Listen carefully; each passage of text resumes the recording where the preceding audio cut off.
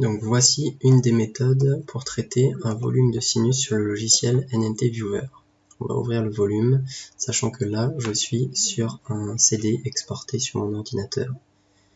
Donc je n'aurai pas toutes les fonctionnalités que vous pourriez avoir sur le logiciel de la console de traitement.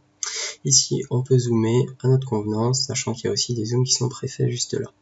On va tout de suite aller sur l'image axiale où les sinus maxillaires sont les plus larges, ouvrir la barre d'outils, prendre l'avant-dernier outil qui est la configuration des coupes et se mettre en largeur 120 tous les 2 mm et enregistrer ça.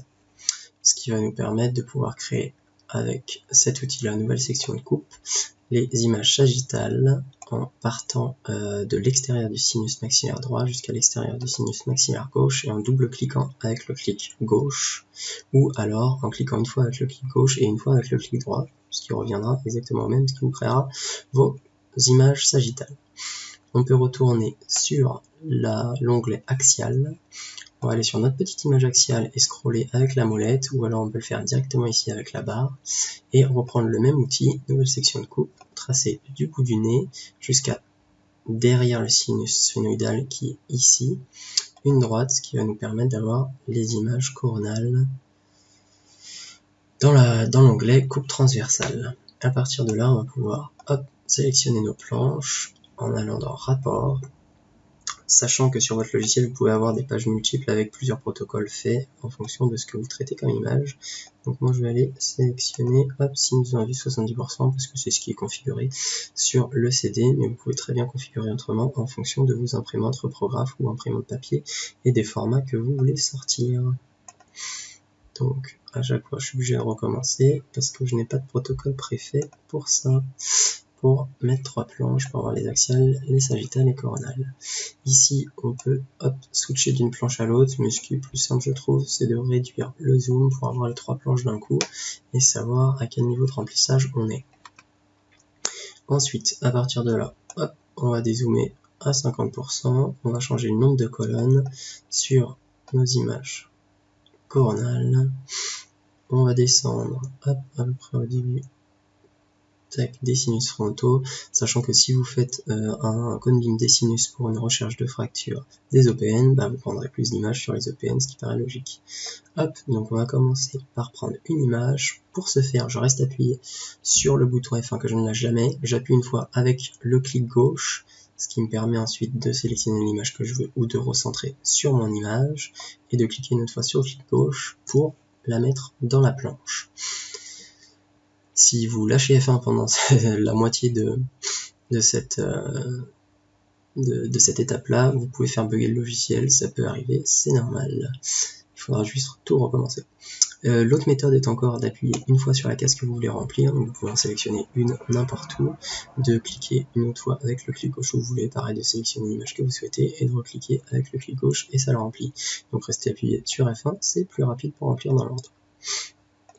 On va remplir la première ligne, en descendant sur la même colonne. Et ensuite, on va mettre plusieurs images pour avoir une image sur laquelle on va avoir les osteomofondibulaires qui sont bien libres pour montrer la perméabilité des sinus maxillaires. Voilà, et pour ce faire, on va prendre beaucoup d'images, toutes les images jusqu'à la vignette numéro 14 afin d'être tranquille. Voilà, ensuite on continue en sautant quelques images et on arrive sur le sinus sphénoïdal qu'on va essayer de rentabiliser sur les 3 vignettes qui nous restent pour en sortir.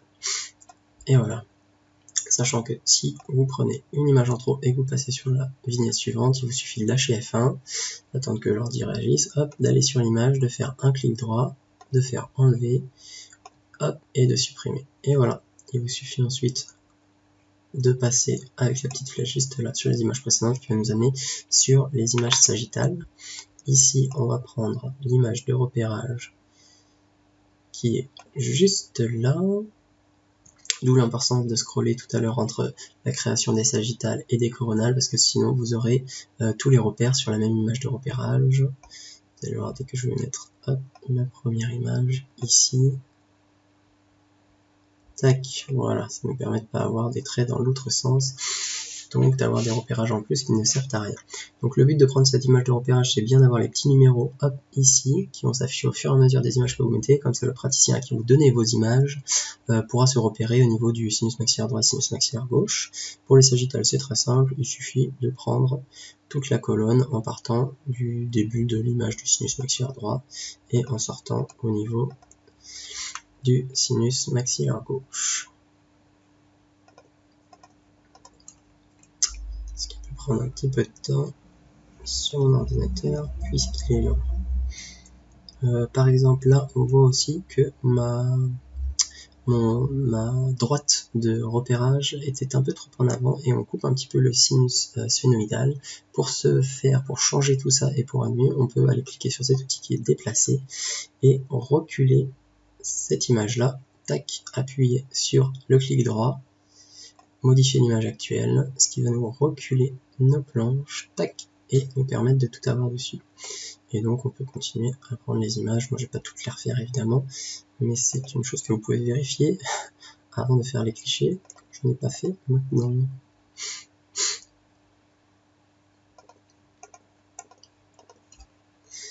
Voilà, on va tout remplir pour sortir du sinus maxillaire.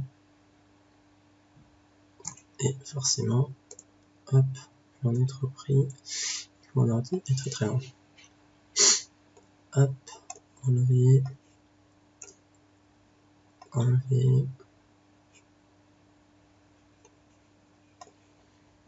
Voilà. À partir de là, on retourne dans l'onglet axial. On va prendre nos axiales.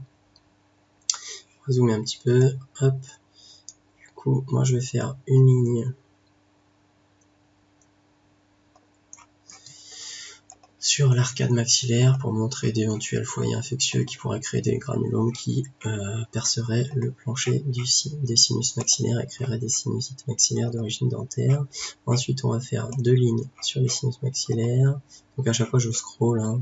Hop, vous voyez que ça monte là, je scroll avec la molette et je mets les images et je peux me repérer ici avec les images de repérage. Là, du coup, hop, on a fini, on va faire une ligne sur sinus sphénoïdaux et ethmoïdaux. Tac. Voilà, et on va finir une ligne sur les sinus frontaux. Jusqu'à en sortir à peu près là. Voilà, vous avez vos planches, il ne vous reste plus qu'à les imprimer. Hop, et vous aurez aussi un onglet pour les enregistrer en PDF potentiellement et les envoyer par mail aux praticiens ou alors l'enregistrer directement dans votre PAX, ce que je ne peux pas faire juste là parce que je suis sur une version CD. Voilà, bon courage.